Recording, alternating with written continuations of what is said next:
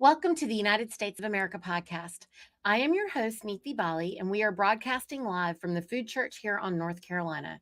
If you missed past episodes, please be sure to take the time to watch the first episode and watch the rest like a documentary. We are a people at peace, and we have declared peace to all nations around the world.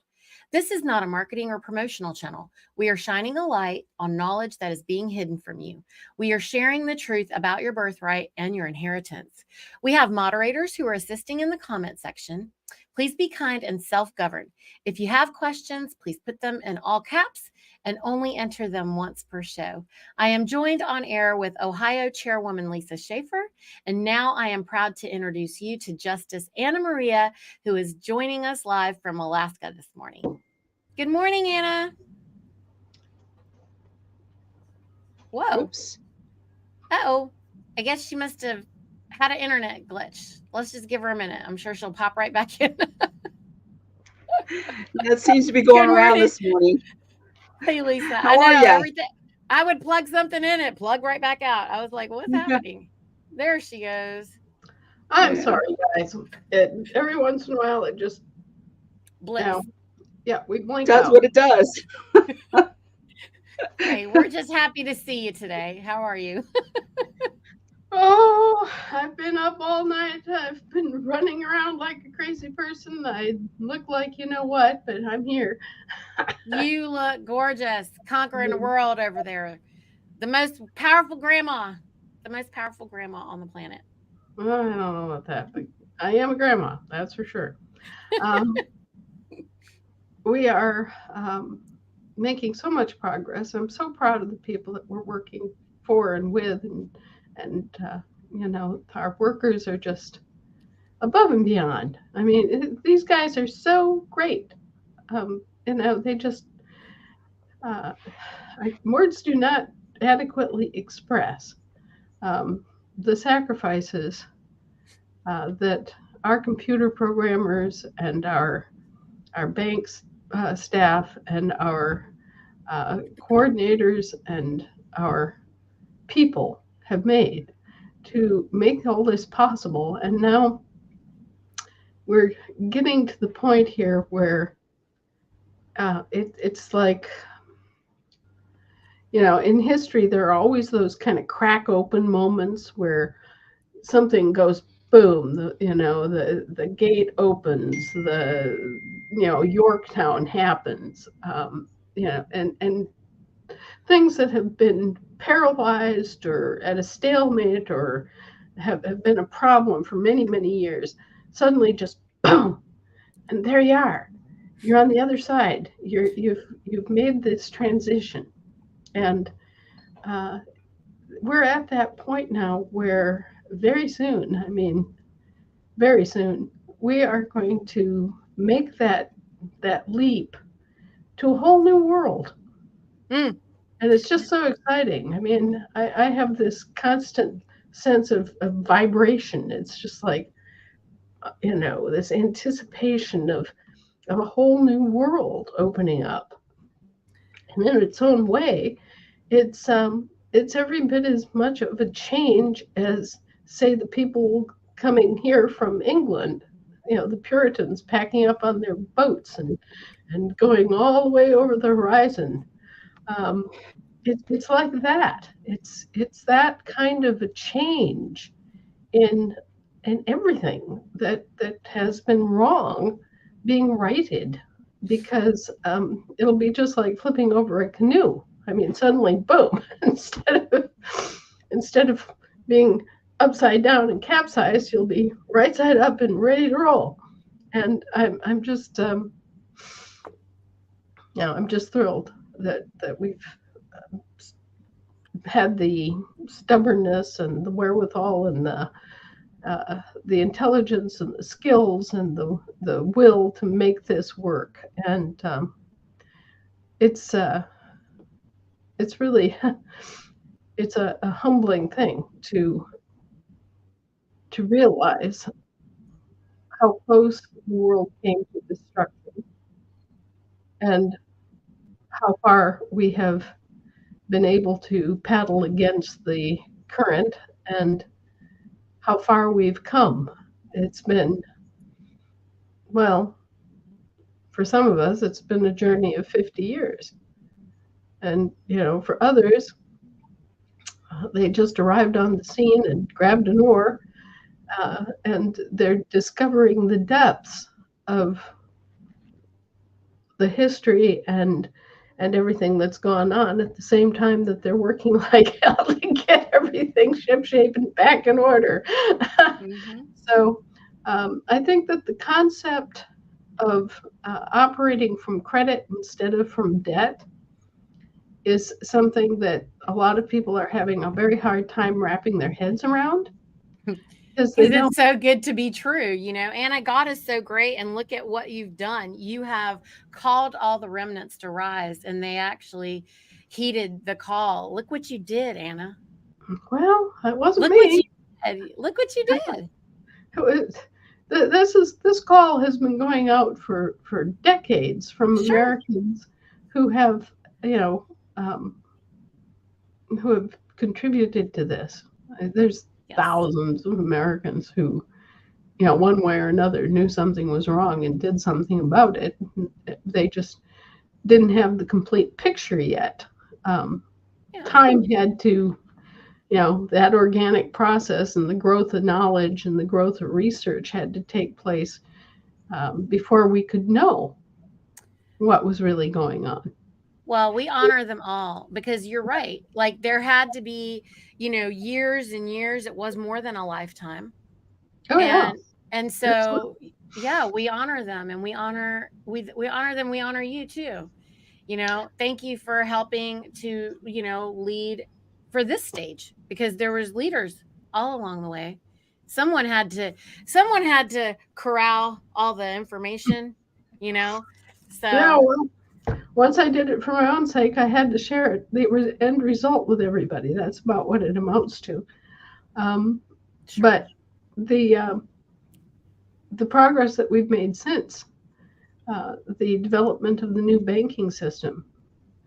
The new banking system is like nothing else you've ever imagined. It is completely unique. You talk about Microsoft and you talk about Linux. This is different. This is completely different. This is not they're calling the QFS system. That isn't anything different. That it really isn't. They call it a quantum financial system. They don't have quantum computers. They're just BSing you. Quantum computers are in their infancy. Wow. And what they actually have, which I happen to personally know because I was, they brought me in to show me what they were doing. And what they were actually doing was reworking an old MS-DOS system. And it was all kind of thrown together in a period of about 2 years. Anyway, what they have is not what it's being promoted to be.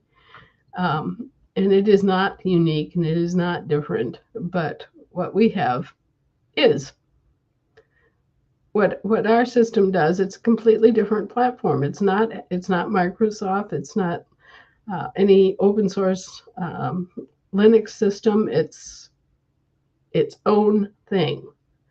And well, let's just put it this way. I'm thrilled to death, and I'm happy that the new system will be separated from the old system and will be clean.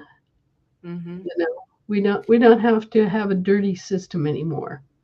We don't have to have a system that has a bunch of ugly back doors. We don't have to have a transfer monopoly. We don't have to deal with that anymore. And it's because this system is its own. And from the living men and women. From the living men and women. Right. It is a completely different system, and it is entirely for living men and women. And it's, it's going to be great. And, the concept of flipping everything on its head and going from a debt-based system to a credit-based system is revolutionary. I mean, people have lived for so many years under the false impression that they were debtors.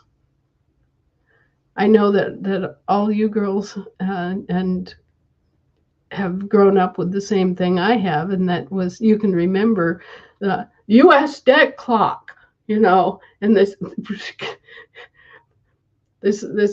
ticker tape, yeah, was ticking off. Oh well, we just incurred another $100,000 debt every second. It's just like that. It's so diminishing, like what you're offering is life. And what they were trying to say is that our life is going down the drain. And this is just immoral. Yeah, well, they were presenting the U.S. debt. They weren't presenting the American credit.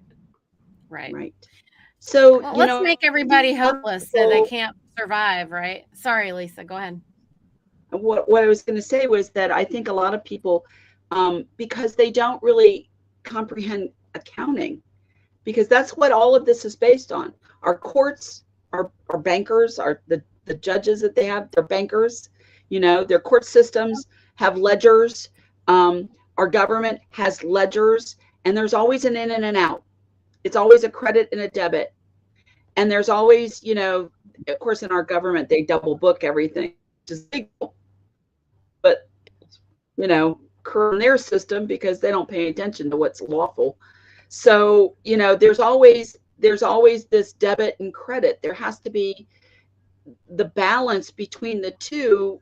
When we balance our checkbook, is what we're supposed to be doing. And that's what they've never done, or maybe only a couple of times in history balanced their checkbook. And so, I think that's important for people to understand that when we talk about, lived in a debt system and that we're going to a credit system means that we're going on the side of being able to not only balance our books, but see what's really the available wealth that we have to be able to use and live.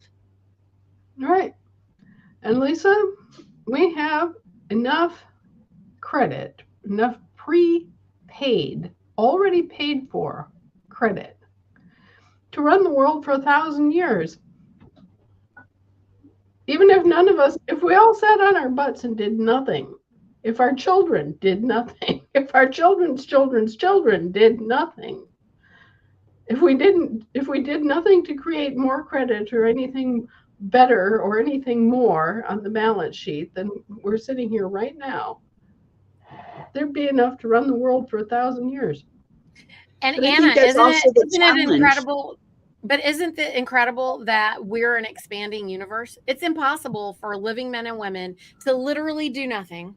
Impossible that we will literally do nothing. Our children will do nothing. Impossible. Right. No, right. This is an expanding universe. So they're trying to convince people that we aren't an expanding universe. This isn't an expansive universe, that we aren't going to continue to contribute, that we're going to just buy like 15 Bugattis and then just don't do anything else for the rest of our lives. This is not true. It's impossible for us not to progress because we are creator. We are made to create. We can't just ever just not do anything. We'll do something. Well, and this idea that people will go start raving bonkers. Well, some of them will. For a minute. I believe it. They'll do it for a little while. But, the novelty will wear off. And it won't be that long before the novelty wears off. Because if you can have anything and everything, at some moment, you're like, wow, okay, Well, and think about this, too, that these people have been driven all their lives to think that money was so valuable and that they had to, work for money, and they, if they didn't, they wouldn't survive, and they'd be hungry and homeless and all this other stuff. Right. They lived under threat. A gun to your head, exactly. Now, when you can operate without a gun to your head, imagine what you might do.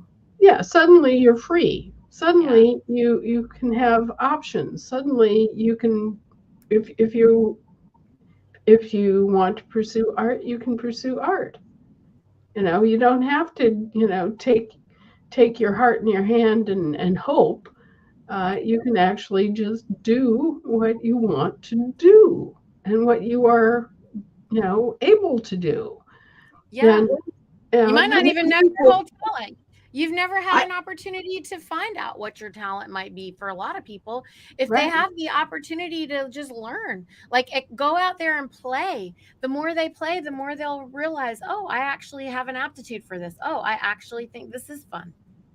Well, what we did beta studies, and what happened, the question was, what do you do? What happens when you give people enough security and enough extra so that they can have a life and they don't have to work for, the man?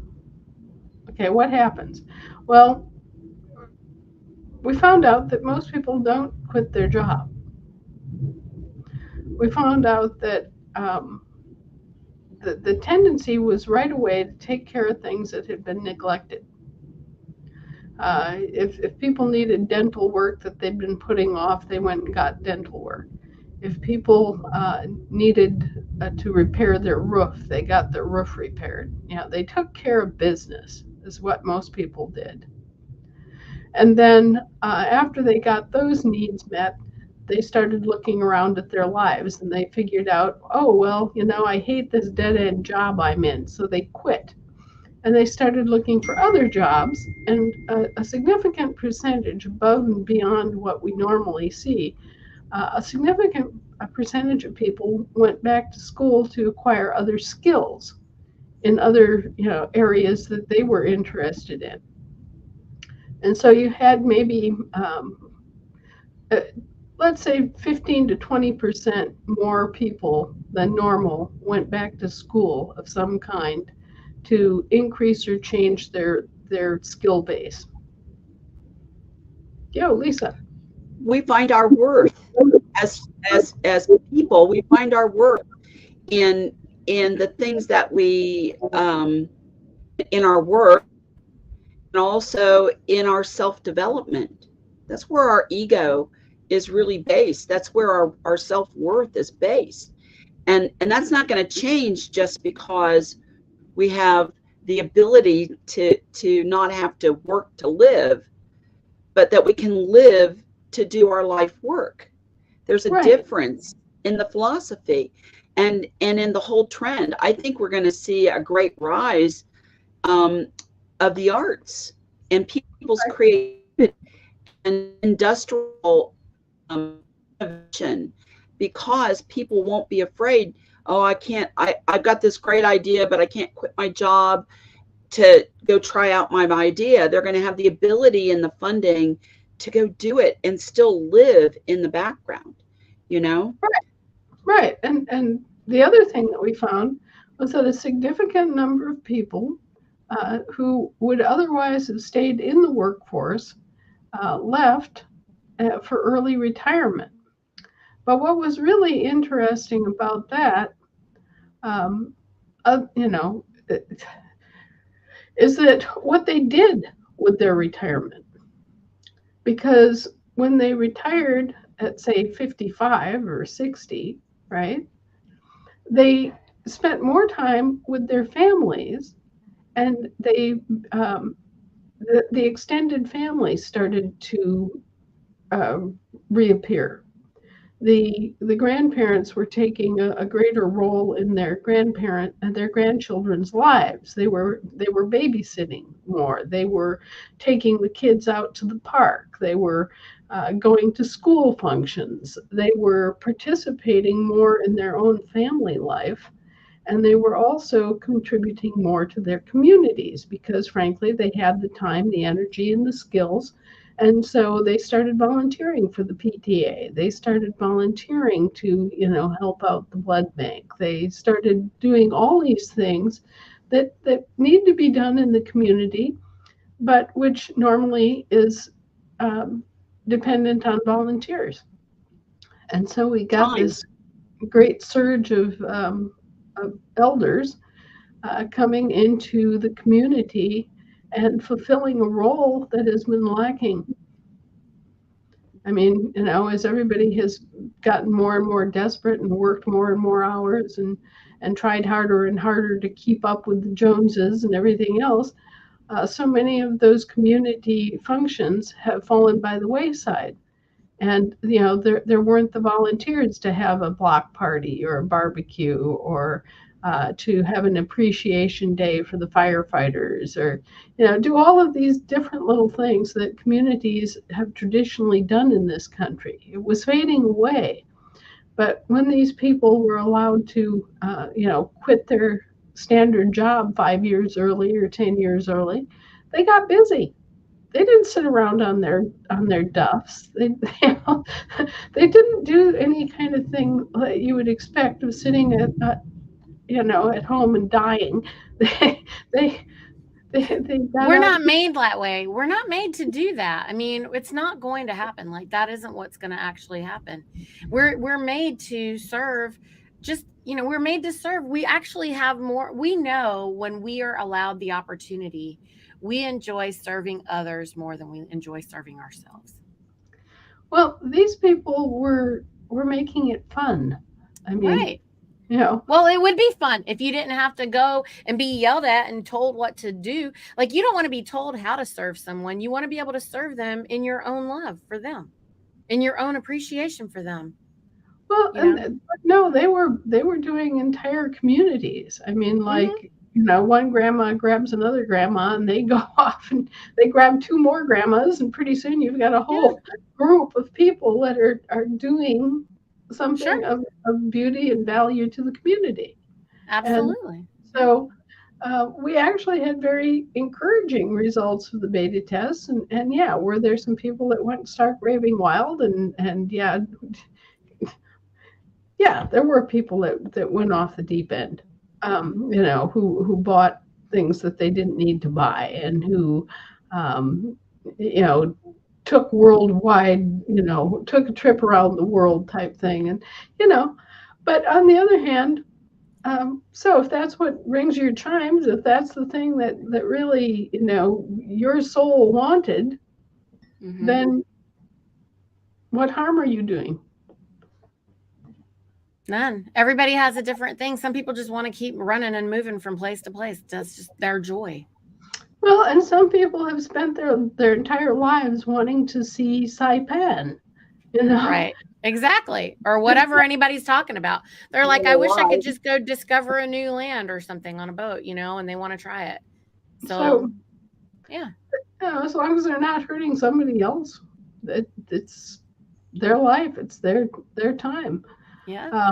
I think the most important thing that we need to get across to people, however, is that in the new world, the object is to see how much of your wealth you can preserve, and how much of your wealth you can pass on. Okay.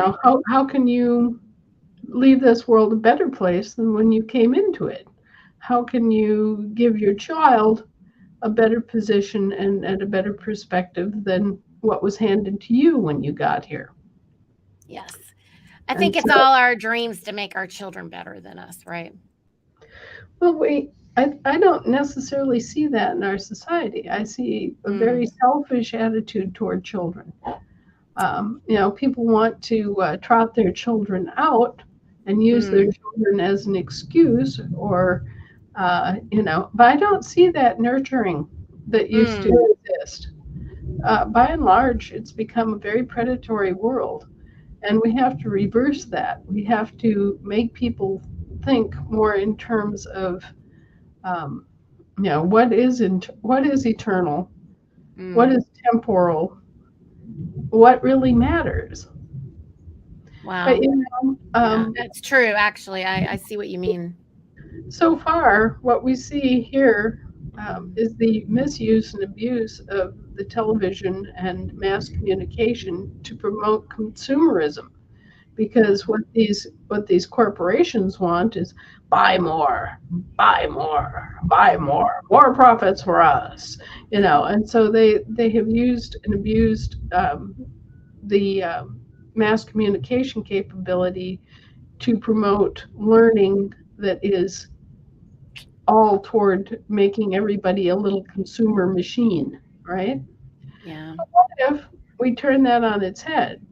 What if we use the ability to communicate to masses of people, not to sell hamburgers and fancy cars and designer clothes? What if we use that capability instead to promote beneficial values? I Right. mean, things that are going to help families and help people, share ideas, share insights, share life hacks that Mm-hmm. are going to actually help families and help individual people. Um, we can use Yeah. that tool and Mhm. to benefit society instead of just to schlep around trying to Mhm. sell jewelry or Mhm. whatever. The corporatocracy has a strong grip on them, Anna. I see what you mean. I mean, like to try to turn that whole momentum around is going to be a quantum leap. So we are going to need to do that. I see what you're saying 100%.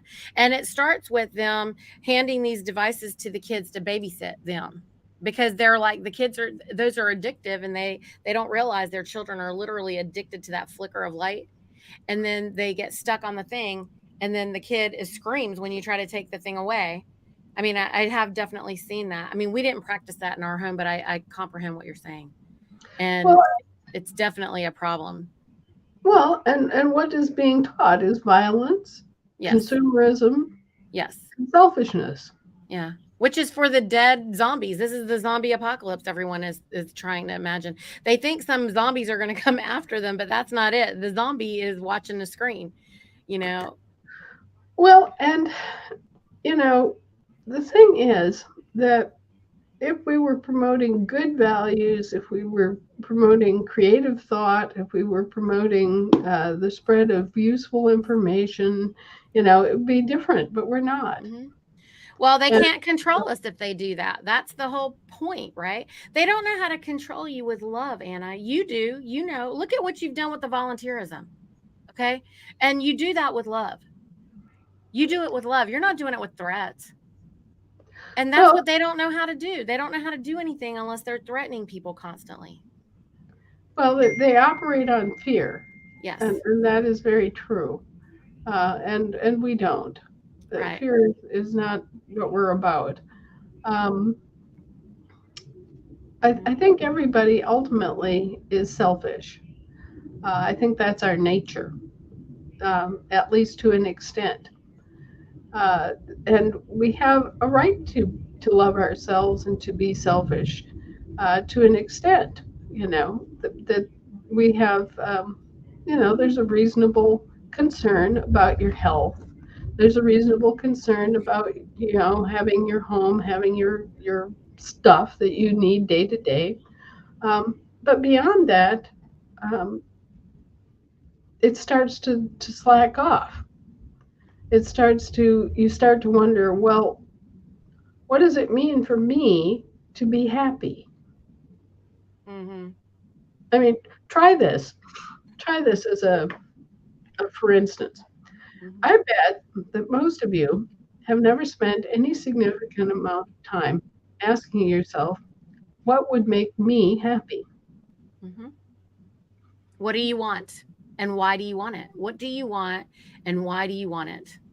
What would make you happy? I don't care Mhm. how crazy it is, Mm-mm. uh, you know, what would make you really, truly, lastingly happy?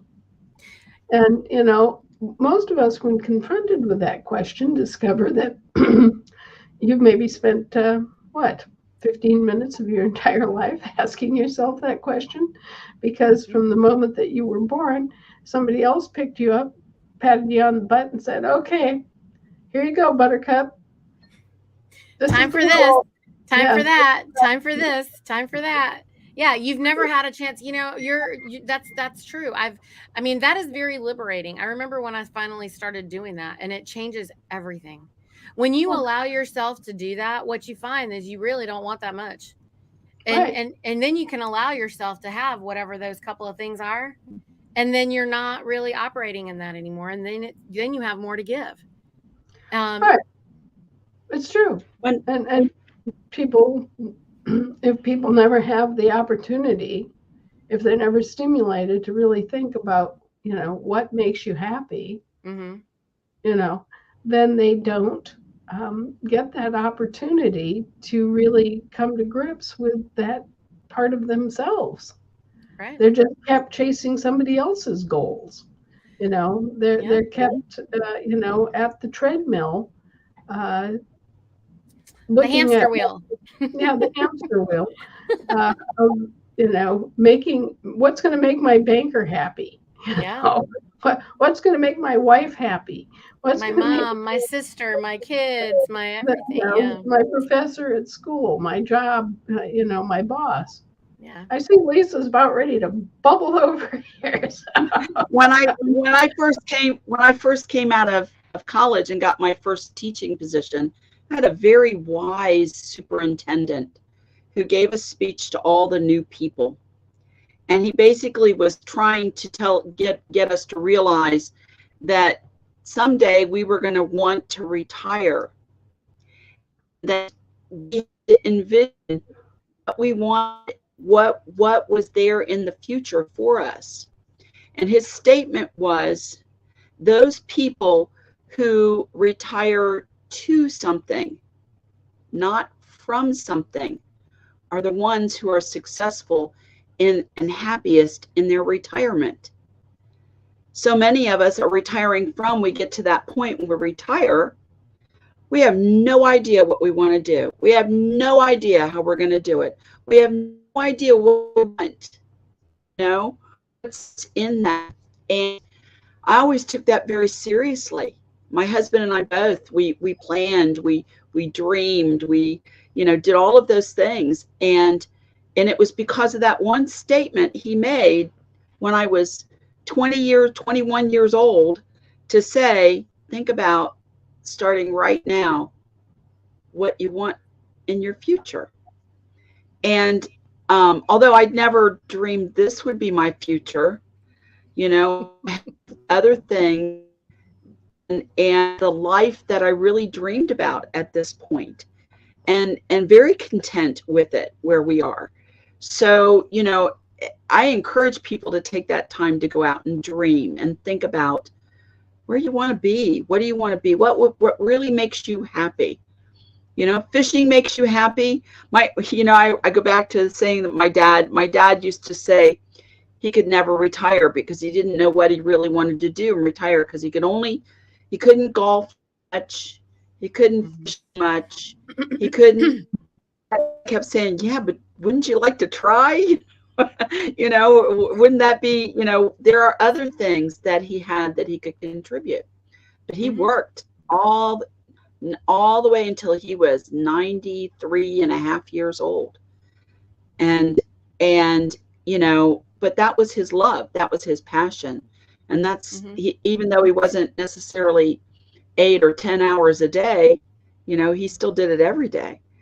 And we have to decide what makes us happy, what fits our life and our needs, within that. So. Well, and we should be pursuing that from the time we're small. Yes. We should be regularly asking ourselves, what would make me happy? And actually pursuing happiness. There's a reason why it talks about pursuit of happiness. Yes. Your happiness at 10 is not your happiness at 20. And your happiness at 68, I can guarantee you, is not your happiness at 18. At each time, at each stage, you should be pursuing your happiness. My mother, who was one of a kind, once observed to me that, a happy life is just nothing but a long, long string of happy days. So if you make each day a good day, if you make each day something that is counting toward your happiness one way or another, then it's a happy life. You wind up with a happy life. You got to be honest with yourself too, Anna, because that's another part of it. Like, a lot of folks just can't be honest about what it is that they want, because they've been made to be shamed. And this is something that I've noticed, there are a lot of folks that literally feel some level of shame in even admitting what it is that they want. And so we should practice being honest. There's no reason for us to lie to ourselves. And that also, I mean, that's more painful than it is when folks finally allow themselves to just be honest with themselves. That is just a breakthrough, and I think that would be something that's a great challenge for us to offer everybody this week. And let's see how many people try that and what they find, and they can share it with us next week, like what they found. Well, there's always a carrot and there's always a stick, Niti. I mean, mm-hmm. I went into this backwards. I didn't start by asking myself what would make me happy. Mm-hmm. I came into this by coming to grips with the fact of how unhappy I was. Mm-hmm. There you go. Me too. My daughter was dead. I had to figure out how to get out of grief. So I didn't come in this the front way either. There was a specific day when I was getting dressed for work, and the complete and utter pointlessness of my job, I was a bureaucrat at that point, came home to me. And I looked at myself and I thought, I can't continue to do this. I cannot live this way as a parasite on other people, actually contributing little or nothing in exchange for my paycheck. I cannot do this. And, it was that breakaway moment when all of a sudden everything changed and I had to square up. I had to start asking questions. I had to take actions, And so I did. But like I say, I came in at it from a position of, I can't stand this anymore. I don't want to live anymore like this, Mm-hmm. And what I'm encouraging people to do instead is to ask the other question. If they can start that way, it's a whole lot easier. I'll say that for sure. Because, I sure had to try to be like, why do I even want to live anymore? Right. And why let yourself get to that point? Why focus on the negatives? Why not, why not focus on the positive and be motivated for good reasons and for positive reasons instead of just be running from something that's too horrible to contemplate. Absolutely. So I'd like to refocus a little bit. We have a ton of questions out there. Mm-hmm. Should we be getting to our questions? Sure. Yeah, you ready? Answer. Yeah. Here we go. So Headhunter Brian, concerning Regulation Z and the Federal Highway Safety Act of 1956, I've not yet found that act. The one I found online is from 66. If there are two, how may we find the one from 1956? You'd have to go to a library and hit their archives. A lot of things changed in 1966 because of the Federal Tax Lien Act, which is a whole other, bailiwick. The municipal government put everything under the UCC, the Uniform Commercial Code. So a lot of law libraries and online libraries start out with 1966 or 1965 as the date that they begin offering their records to the public. So you'll have to go to a library to find the 56 version. There have been lots of iterations of Federal Highway Safety Acts and similar related kinds of legislation going all the way back because the federal highways actually grew out of the federal post roads. Oh, yeah. You may remember that part of what Ben Franklin was doing prior to the Revolution was selecting and surveying out post roads for the post office to use. And post roads are different than the regular state or county roads in that they are protected. They are international highways. that are meant to provide a corridor for the post office to be able to deliver postal deliveries all over the country, but they're also uh, thoroughfares for commerce. Hmm. And so federal roads are different than state roads or county roads, and that's why. And that's where it began with the Postal Service designating post roads. Wow. So we've had federal highways, and now we have federal interstate highways that are explicitly designated for that service. Anyway, they for commercial service, I should say. Anyway, these federal highway safety acts may not always be called federal highway safety acts. I don't really know off the top of my head when they started calling them federal highways or when they started calling them federal highway safety acts. But there's a whole iteration, a whole series every few years of a new federal highway safety act, an update or a regurgitation of some aspects of the federal highway issues. And so Hmm. you can go all the way back and you can find these pieces of legislation from the very founding of the country. But anyway, Wow. the one in 56 was very important because that's where they started the whole business of universal registration of quote unquote motor vehicles. And it was Hmm. for private cars, it was totally just a collateral grab. It had nothing to do with safety. It had nothing to do with anything except they wanted to gain an ownership interest in your private car so that they could use your car's value as a collateral item. And so, anyway, Wow.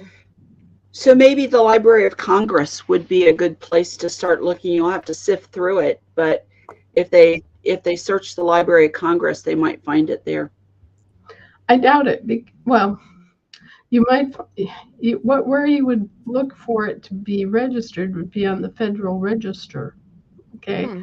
Remember that things that are administrative for them, all those things are published in the Federal Register.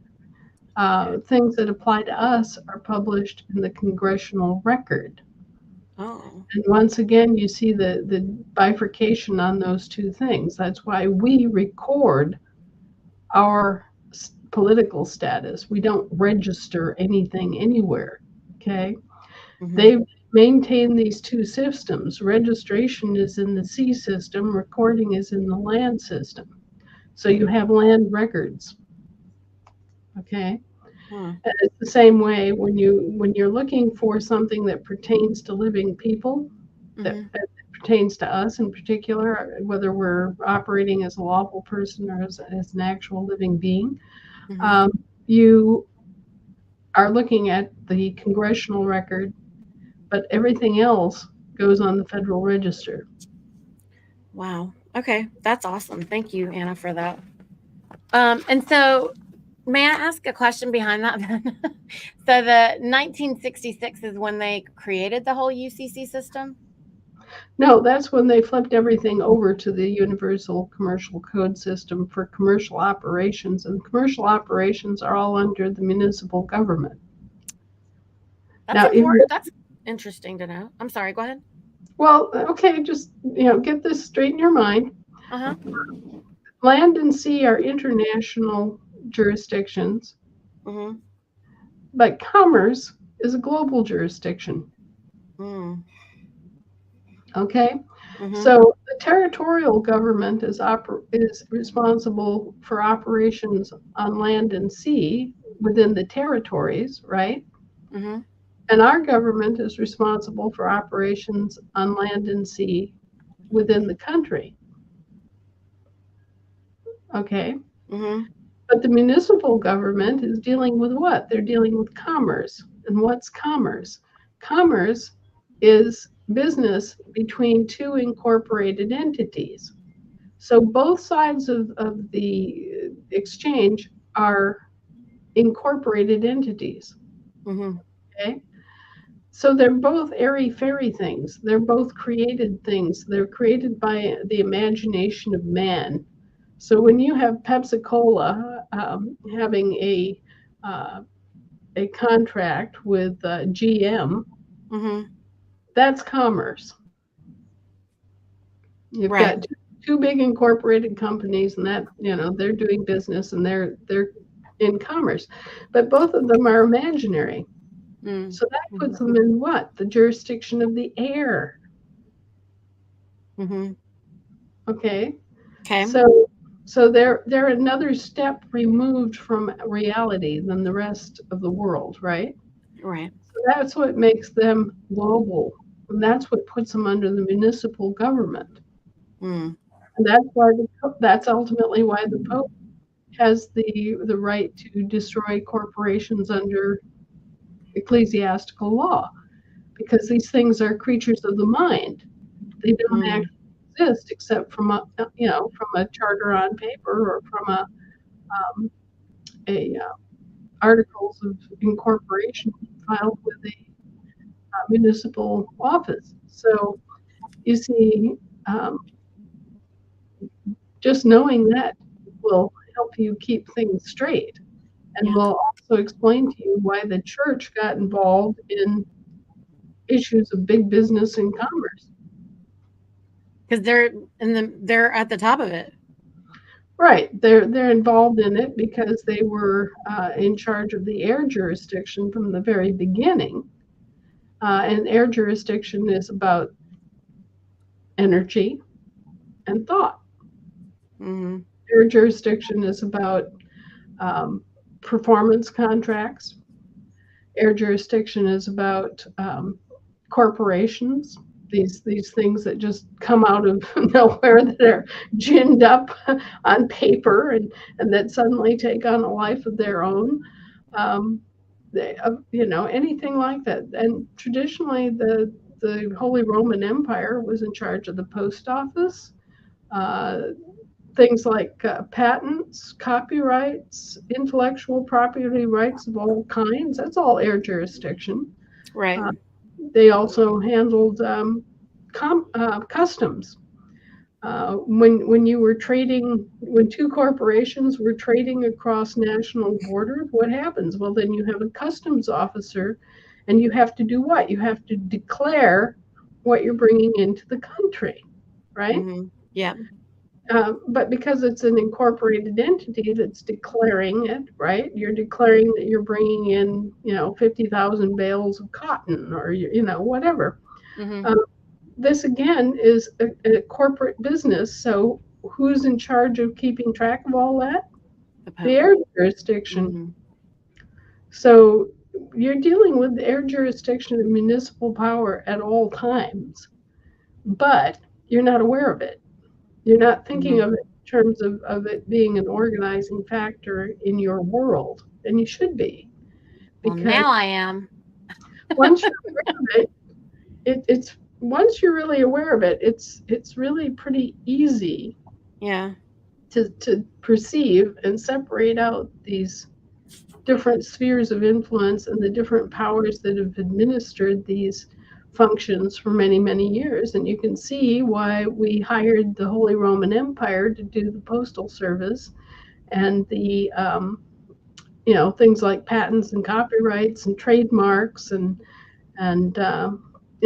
weights and measures and all sorts of other things that they keep track of for the entire world. Wow. So that's why we had a contract with the Holy Roman Empire, as well as a contract with the British Territorial Corporation. Wow. Okay, next.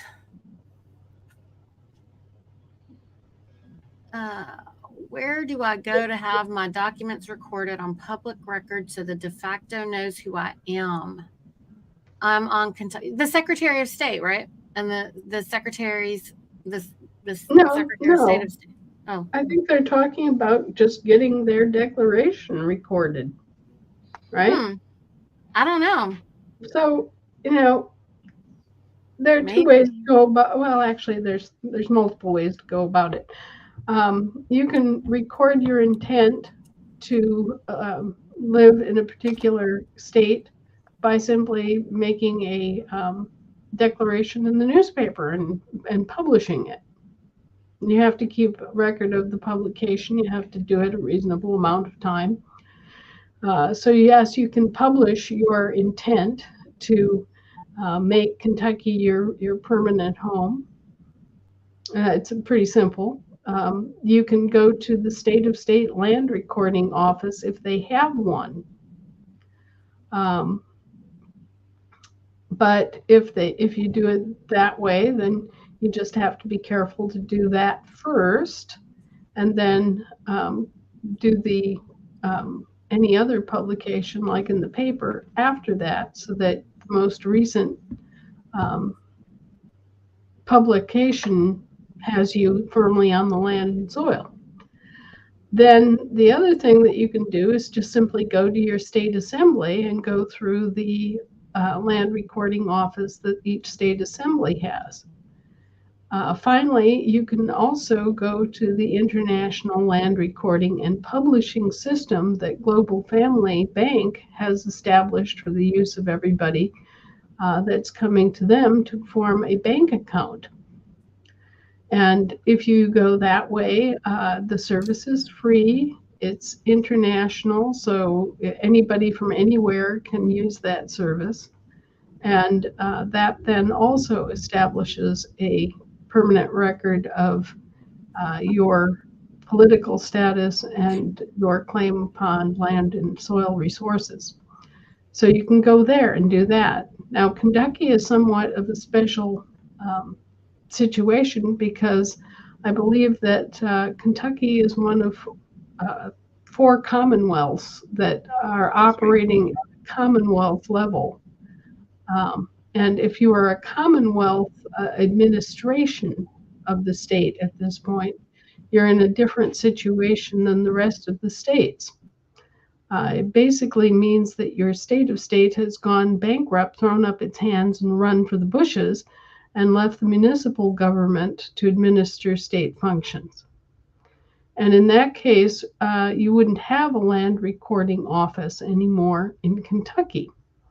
I would suggest that if you want to do this fast and efficiently, that you just go through the International Land Recording Office at Global Family Bank and get yourself a bank account set up at the same time. You can also try to, locate and talk directly to your Kentucky Assembly. And they have access to the land recording office that has been set up for them. But, it's hard to tell what your particular situation is. I know that Kentucky has a lot of economic hardship. I know that it has a lot of very diverse regions within its state. So it may not be easy for you to locate and attend meetings and do things. So the LRO of the state assembly would be the first dodge, and the second would be to use the International Land Recording and Publishing System available from Global Family Bank, which is online.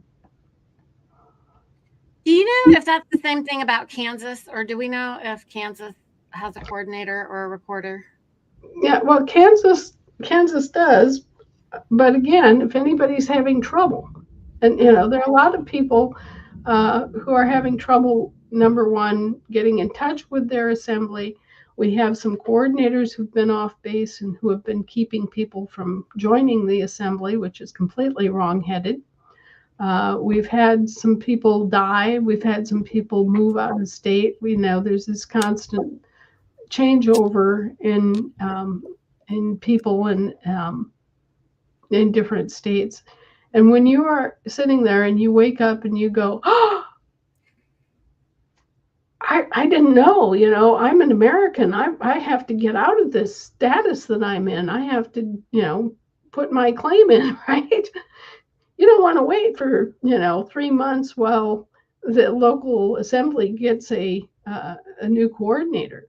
You want to Right. get your declaration done today, right? Correct.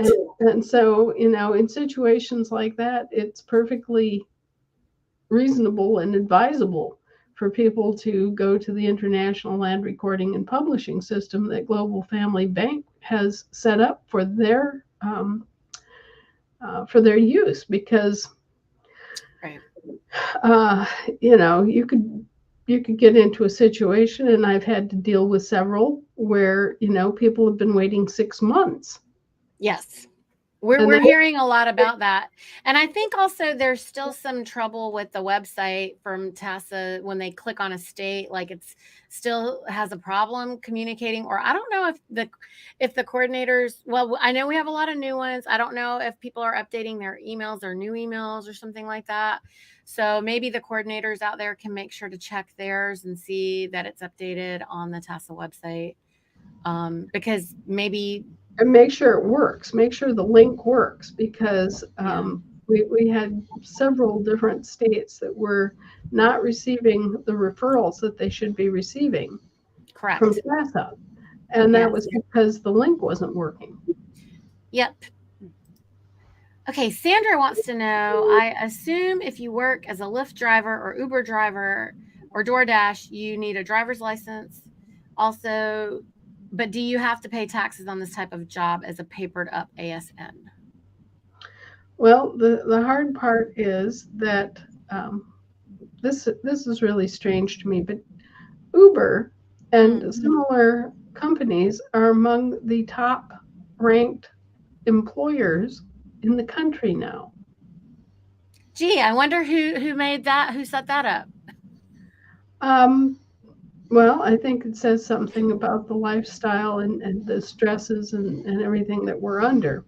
Yeah. But anyway, and Uber, for example, is a federal corporation.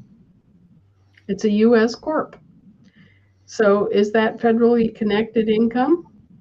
Yes, it is. Now, whether it should be a U.S. corp or who ultimately owns the U.S. corps is a different topic. But until we get that settled, yes, they are a federal employer. That's how they get their hooks into most people who are still paying taxes, is that they are directly employed by a U.S. corporation. Okay, so any U.S. corporation, meaning like all the corporations, meaning everybody who has a job? No. Okay. No. State corporations are different. Even though they're franchises of a U.S. corporation, they are not specifically a U.S. corporation. I'm talking about U.S. Corporations like Lockheed, Boeing. If you are working for one of these very large corporations. So you're saying Uber is like a Lockheed? Yeah, it has the same structure. It has the same form of incorporation. So so like, I'm just asking, I'm clarifying this because like, people will start thinking like, if I work for Belk, which is a corporation, the store, and they might not realize that Uber is different than Belk versus Lockheed versus, you know what I mean? Yeah, right. Well, the people who are utterly safe from claims of federal anything are those who are not working in the federal system. They're not they're not working for the post office. They're not working for a major, federal contractor that's been incorporated in the U.S. in the District of Columbia. If they're not incorporated in the District of Columbia, they're not federal. Okay. This is important, meaning like if they're incorporated on their state and not on DC, that's part of the difference, right? Right. In order to be a U.S. corporation, you have to be incorporated in the District of Columbia. I just want to make it plain for folks because I think they'll be confused. And so we would have no way to, I think this is news to me, for example, that Uber is registered in the District of Columbia. Well, and it was probably a big shocked everybody that Uber is one of the top 3 employers in the country at this point. Yes. And Lyft is too. They're both registered there, just for the folks out there to know. Lisa? So if somebody's driving for Uber or Lyft and they have passengers, aren't they driving in commerce? Of course. Oh, yeah. So that also makes the difference in terms of, what their obligations are. Right. Right. I mean, I guess, what if it's a local private taxi company versus this? If it's a private taxi company, then it's private, and they don't have any federal income, and they don't have any federal obligation. Right. I just think the average person, like Sandra White here, may not have realized that Uber was registered in DC. So now if you're working for any of these companies, friends, maybe you want to make sure to see where they're actually registered, so because I don't know that a lot of folks would realize that. Okay. It has to do more with function than anything. Also consider the issue of commerce. Yes. Okay. So where is the federal government? It's in the District of Columbia. That's their headquarters. That's where they operate from. Sure. So there's a logic to this. Oh, you make perfect sense. But I think that, like, I would have never known Uber was registered in DC. That's all I'm saying. And maybe Sandra didn't either. That's all. That's all. I mean, I think anyone who is working at a job for other people, you might want to look to see where they registered their corporation. Right. And technically what kind of corporation they are. Correct. I mean, I don't know if a lot of people know that, Anna. I know this sounds basic, okay, but I mean, a lot of folks, when they're getting a job, they're just trying so hard to get a job sometimes that they're not maybe realizing that part of it. Okay. Right. So when you guys are investigating who you're working for, because I don't know how many people actually investigate that hard to see where the company is registered, how they're structured, etc. Just kind of, we got to go a little bit deeper now. So you got to know these things. It's a shock to many when they, teachers and hospital workers, when they realize that they are part of a municipal corporation. Yes. And the hospitals, because there's federal contracts through Medicare that obligate many of them, that they're under obligation, and I know that's tough. When they retire, finally, they can start to enjoy some of those benefits. But for while they're working under municipal corporations, the taxes apply. So, yeah, and a lot of that has been coerced, and a lot of it has been entrapment on the part of the federal parent corporations. And so that is being challenged too. Since the U.S. parent corporations are so far in debt to us, we're just basically claiming the corporations, essentially nationalizing the corporations. That was cool to learn all of that. Okay, next we have here, after recording patent update and notifying de facto, if they ignore me and send property tax bills, do I write non-negotiable on them and return them in addition to notice or lien process? I would. I mean, this is kind of, it's sort of like dealing with a mirror. Okay. It's kind of bass-ass words, if you will. But what you're doing is you're leaning your own assets in the state trust. Okay. Because they've taken everything, and they've taken all the assets that they could possibly seize upon and grab, and they've put them in public trusts. And as a result, you're leaning your own assets Okay, so you place a lien against their description of your assets, and you create a different description of your own assets and record it so that you're left standing with the proper claim and the proper record and the actual title to your own property. And they are left with a lien against their description of your property. Sandra says, number 2, can you make a chauffeur license into private other than with a trust for your business?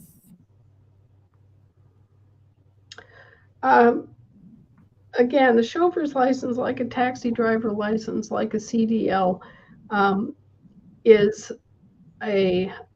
essentially it's a commercial type of license, and it is because you're making money from the use of a public road. And this is where the entire argument began, was they were imposing a tax, essentially, on lorry drivers and taxis and courier services and others that actually make their money off of the use of a public resource, which is the public road. And that was the entire rationale behind the whole drive for licensing and taxation and all of that concerning the use of the roads, and making a distinction between those who were using the road for a private travel purpose to go from home to the grocery store and back versus somebody who was making money, offering a service to, drive a bus from Poughkeepsie to Mackinac. Okay, so a chauffeur license is like any other license that makes money off the use of public roads. Now, I think that you'd have to kind of redefine your business in order to privatize your function, but there would still be an issue of you making money off of a public resource, which is the highway system and the road system. They would still they would still claim a right to tax you for that. Okay, does the ombudsman have to be silenced of her or his opinion as a living woman or man for the duration of his or her term as an ombudsman in office? No. Okay. If someone is trying to issue you a summons, are there any consequences we need to be aware of if we keep rejecting it, saying that person does not live here? Well, you're correct, because they're summoning a corporation and you're not working for the corporation, or you're not a representative of the corporation. It's their corporation and they need to take care of whatever the summons is about, right? So basically they're playing this game, they're fishing, okay?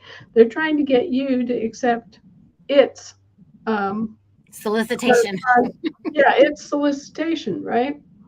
And you're correct. That person literally does not live there. It doesn't live at all. It's a thing, right? So you're correct in your response. Because they created these things and tried to attach them to you, they acted as public usufructs when they created these entities, okay? And that comes with it a duty to hold you harmless from any ill effect of the creation and existence of these things. Okay, so you send that back to the governor and you say, hey, gee, Governor so-and-so, this is coming to me and it's one of your corporations. You are responsible for anything that this thing owes or anything that it does, because you have an obligation to me. Your duty as a public usufruct of my name and everything, that's coming back to you and your corporation. So you mail them to the governor, Anna, with a cover? Well, or, whoever else that, it's appropriate given the, if you get a summons from the Department of Transportation, you might send it to the USDOT commissioner, Secretary. or, Yeah, every situation is different, but sure. the point is that they created these corporations and they're responsible for those corporations. And, they have to hold you harmless from any ill effect, harm, or misuse of your name by them and their corporations. They have to hold you harmless from any debt, any kind of charge that results from the existence of these corporations. Hmm. It's Okay. all commercial. They Sure. set this whole thing up so that all crimes are commercial. So even if it's a crime, even if you're accused of murder, and it comes in this upper all capital letters name, you're talking about corporations murdering each other. This is You know, nice, Anna. Look at this. Can our American Trust pay you, Anna and Jim, right now for your time and effort so you don't have to worry about things like cars and medical bills? Unfortunately, not. No. The the way the whole thing is designed to work is that for for us, we have to work as volunteers at this point, and it's part of the glory of our country that we've always been able to do this. Our militias are all volunteers. Our state assemblies are all volunteers. So there's no pay scale or structure set up to do that. However, down the road, we'll be able to establish a particular pay scale for different functions as we hire people. You see, I'm not hired, and neither is my husband. None of the people in the Federation are hires per se. Okay, we're all in the status of volunteers, and I receive donations for things from people toward different activities we're pursuing. Once in a while, I ask for something in terms of I'm trying to do this, or I need this, and people will specifically donate toward that. But this is all free will. You'll notice we didn't charge for anything. I'm constantly amazed when I hear about people paying, $1,500, $3,500 for things that we've published for free, you know. And some Sharpie's gotten in there and packaged it up and sold it as a product that they have no right to sell. But anyway, we take donations, and that's the way it's going to be for the foreseeable future, or at least in terms of a remuneration for work done. What we do hope is that you remember us, and just out of the goodness of your heart, out of gratitude for the work that the information and everything else that you will contribute to the cause and support. Essentially support your government, because we're what's out there that's standing for you. We're the ones that are defending you and your property. Thank you, Anna. How long does it take for USD to show as AFD in prosperity account? I am not aware of the status of how those transfers are working. Initially, the whole account system was set up around the AFD and distribution of AFD. And of course, there have been inquiries that I'm aware of how to transfer USD to one of the global accounts. so that you could use your USD also. And I'm just not aware of where the status of that is. Okay. Billy wants to know what is really happening with the global bank and when can we reasonably expect access to our prepaid credit? When will transfer feature be reactivated? Thank you. Yeah, well, we were talking about that this morning. We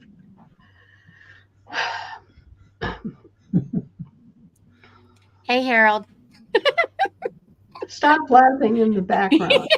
He's like, well, it's a good question. we were wondering about that, Anna, because there were like, we have some friends who we were trying to support and we were bartering AFDs for them, to just help some people that are just really struggling. And it was a fair exchange in our minds, and so there's a lot of folks. I mean, I try not to touch my account ever, because I know they're working and I don't think that there's any reason for me to create any interference. And, but I know there's all these guys and all these people out there, they're all like into tech and they're all into the banks and they're all into whatever, and they're all checking it out all the time. So. Yeah, well, I think this is really, you have to realize that the SWIFT system is a monopolized system that has a lot of different blocks in it so that they can control everything. I mean, this is the whole issue. Just like J.D. Rockefeller can control oil, they've set up a similar monopolized transfer system within the SWIFT banking system. And so connectivity is what's lacking. They are illegally, immorally, and unlawfully blocking connectivity between banks and between people. There's the same kind of monopoly interest activity that Standard Oil was convicted of in the 1920s. The SIFT system is applying in the banking system. And that will have to be dealt with before there is the kind of free flow and connectivity in that system for anybody,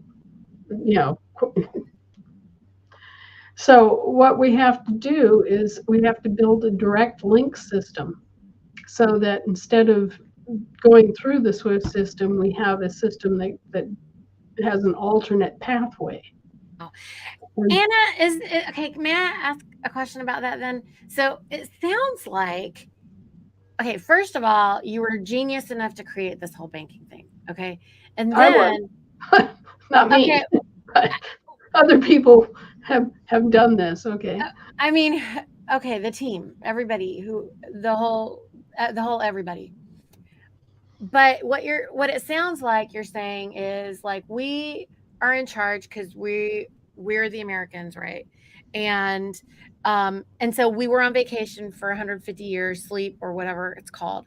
We've woken up, we've come home, and we found out that not only did they mess up the shop, they changed locks, and now you're trying to break the lock off because you're like, dude, you can't change my locks. No, we're building a different door. Oh, this is important. We're not bothering you about what they've done. What they've done is criminal. Okay, right. They've created a monopoly on the bank transfer system, and it's criminal. Right. Okay, they're obstructing trade and commerce, both.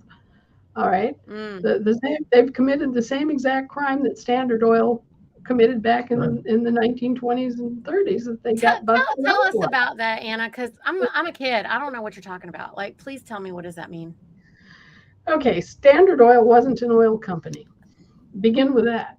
Okay, Standard Oil was an oil pipeline company.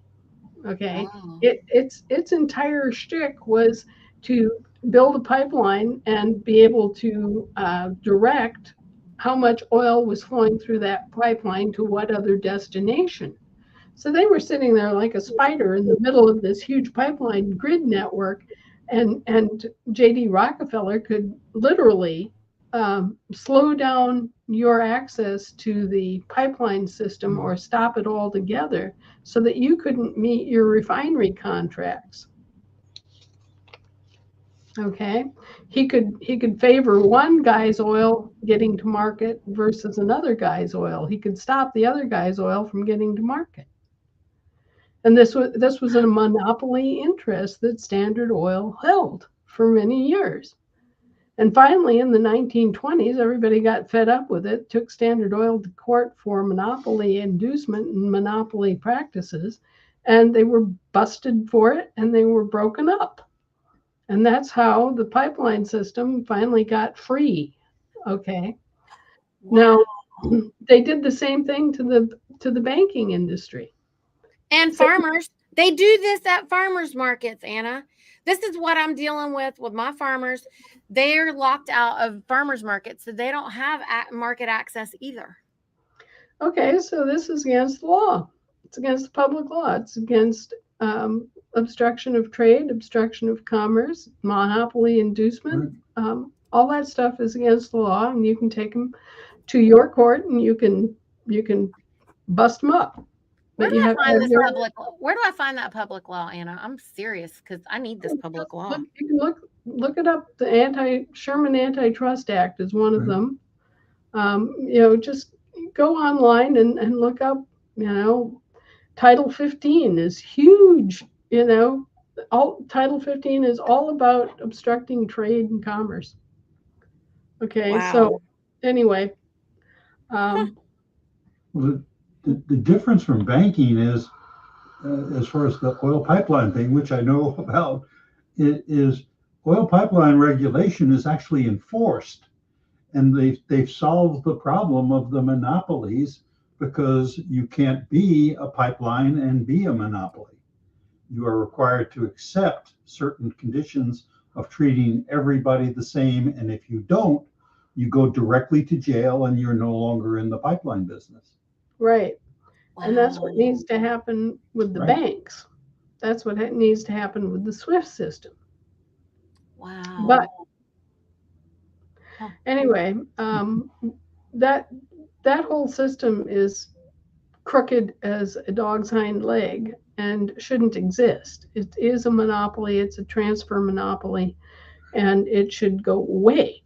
Okay, so we bypassed all of that and are building our own system, which is a direct connect system. And by this, we mean as an individual, you're directly connecting to the global infrastructure to reach worldwide. There won't be this whole business of, first you put your money in one of their banks and then they use their private transfer system to get to another one of their banks. It will be a completely open system. Transparent. So that, you can conduct business with our system with anyone anywhere in the world. And because the gold standard is universally accepted, you will be able to use your AFD. Now, the thing is that because of their transfer monopoly, which is illegal as hell, we've had to build a door, another portal into the system. And that's what we've been faced with, and that's what we've been doing all this while. Meantime, you can trade your AFD for other AFD. You can trade fiat money for AFD. You just have to do it outside the purview of a transaction.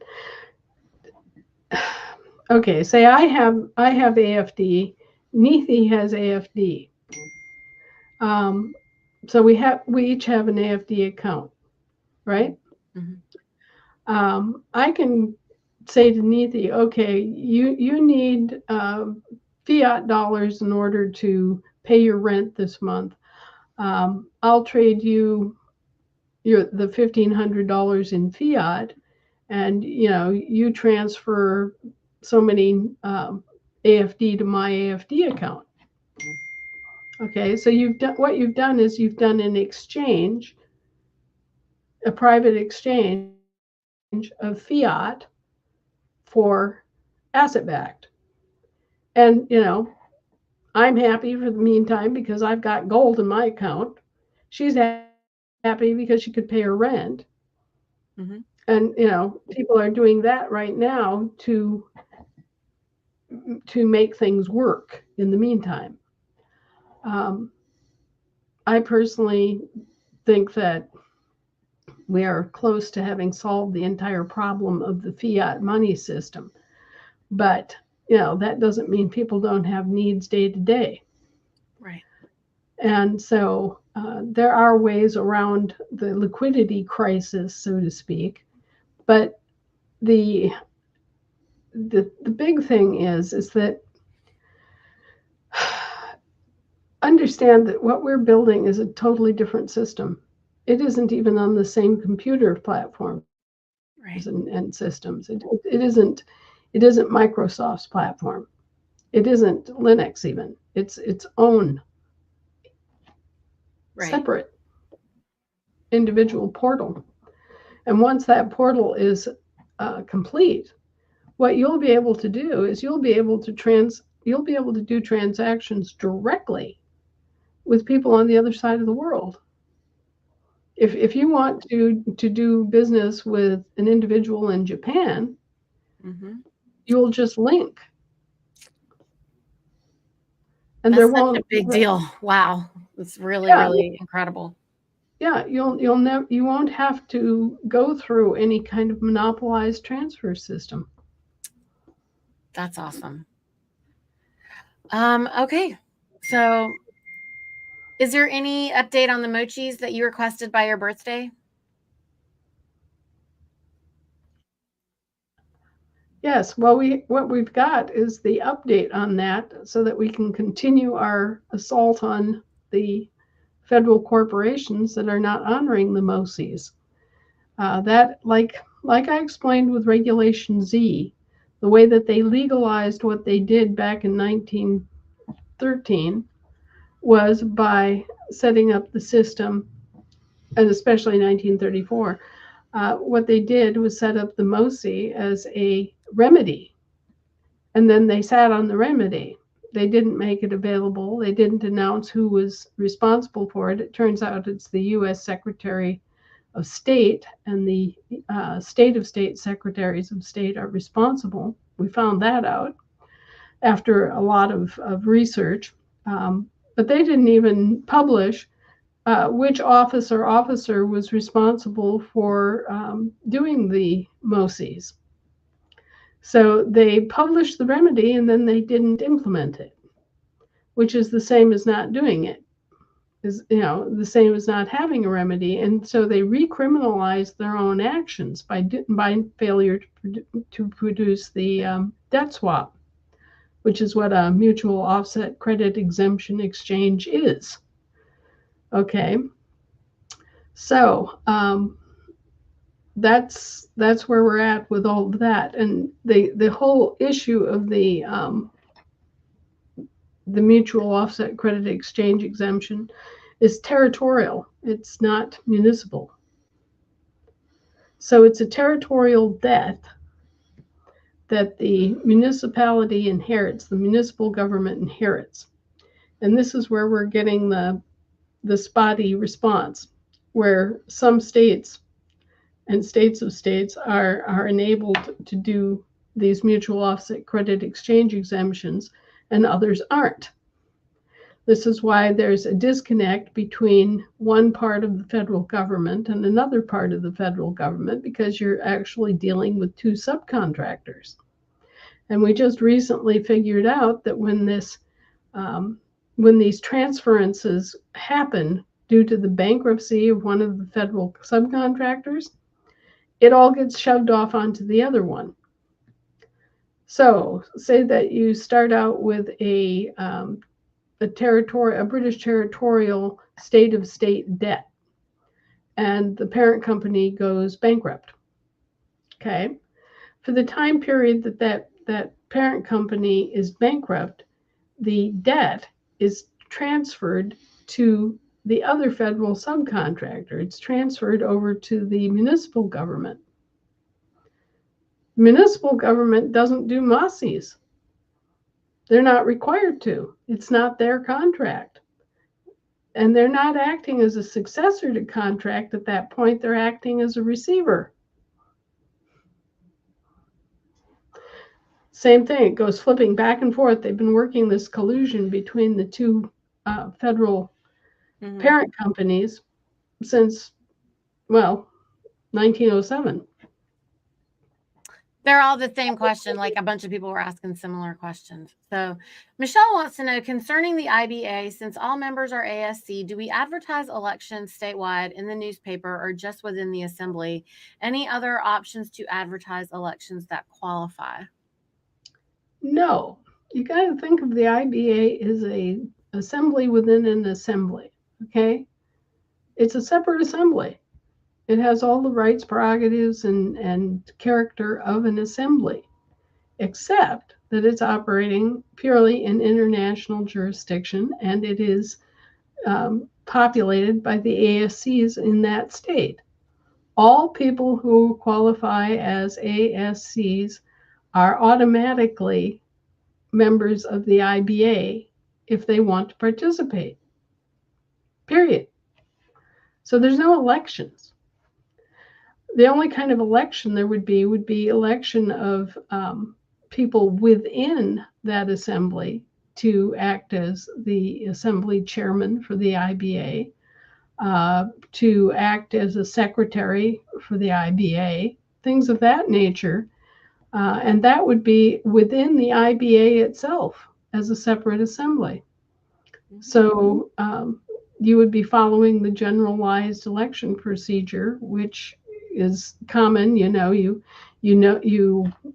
give notice to the IBA members that that the election is going to be held. You set the election date far enough out so that you have a 30-day nomination period. You have a 30-day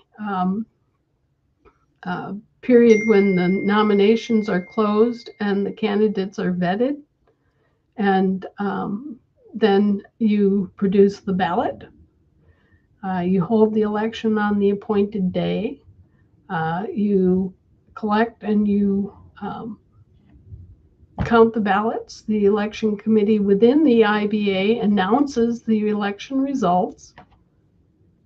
And there you are. You've got the process is then, you've got your IBA assembly chairman elected. Cool. I'm going to do two more questions real quick, and then we're done because we went way over time. I'm sorry, Anna.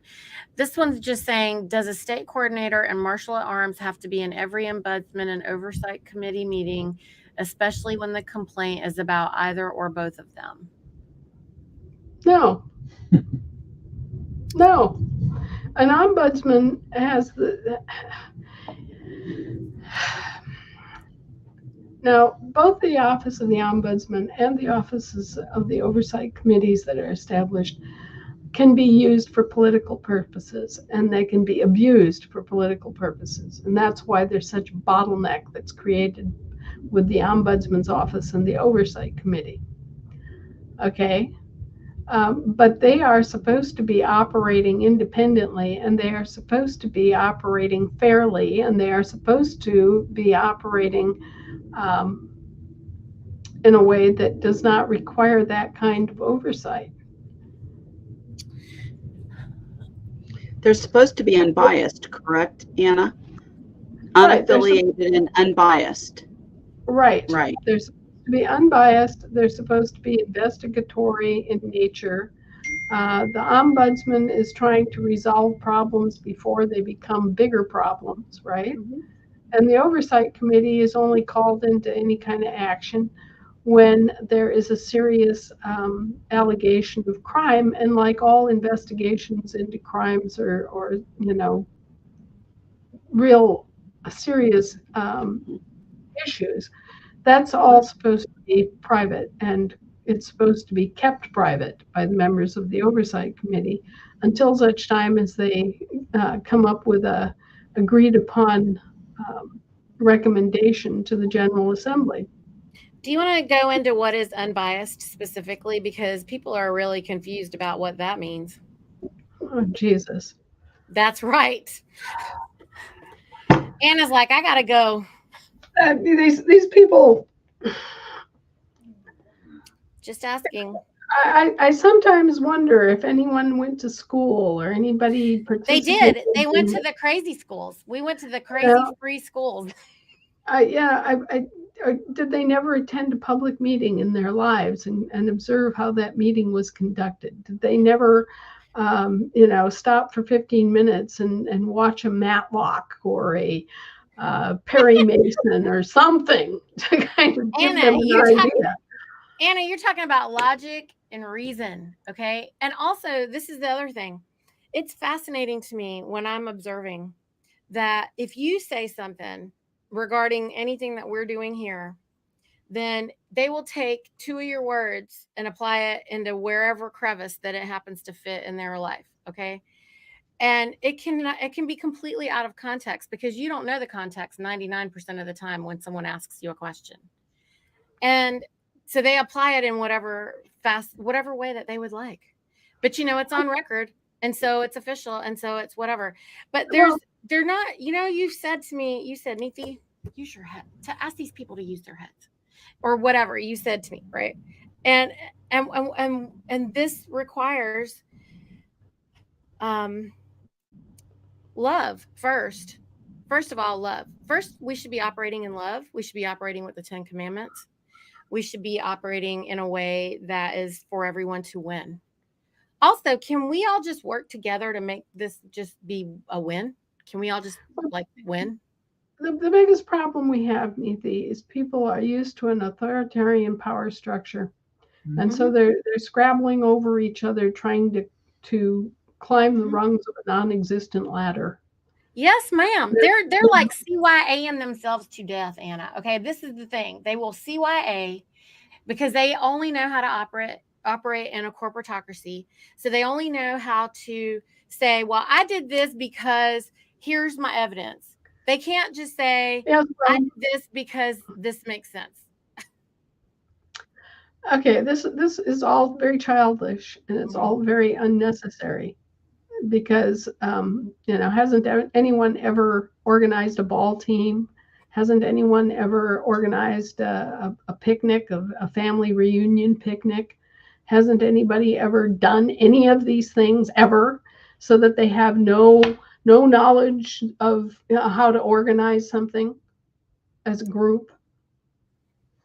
I mean, the nitpicking, the politicking, the power mongering, this climbing up this non-existent ladder so that there's somebody in authority who is going to tell everybody else how to do everything. This is non-existent. Mm-hmm. I know. Coordinators are not despots. Coordinators are just people that are supposed to be helping you get answers.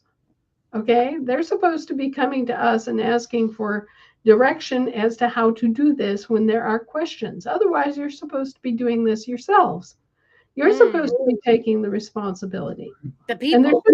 And there shouldn't be any arguments like this. There shouldn't be anything. If somebody is snitching money out of the assembly till, that's an issue for an oversight committee. Sure. Okay. And would you expect that to be a public investigation? No, you would not. Okay. So why aren't people using their heads? Why are they making all of these weird, they're trying to use every kind of possible tool that they could imagine. Because there's a lot of emotion and ego put into it, right? People are driven by their emotions and their egos, and they're not looking at, say, facts or evidence or procedure or any of the things that it's common sense. It's good common ways to go, right? It's organizational. We may not be incorporated, but we are organizational. So right. And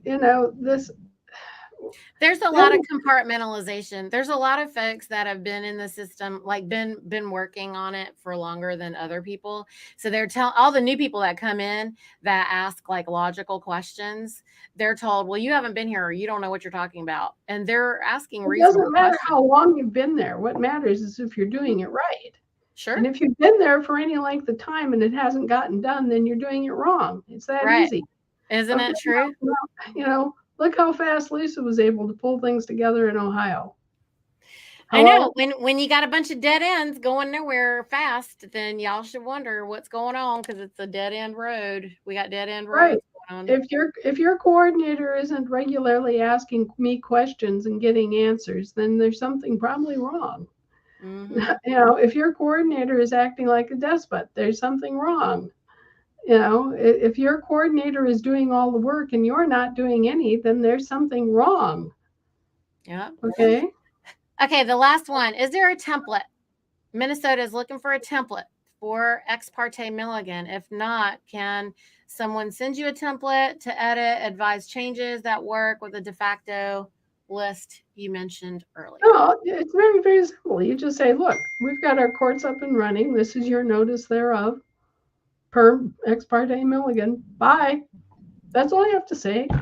Yeah, it's Bye. really very simple. We were working on that this morning and put ours together this morning, Anna, and in anticipation and getting documents ready. And it's very simple. However, one of the things that we included in ours that Minnesota may want to go look at is in the Northwest Ordinance.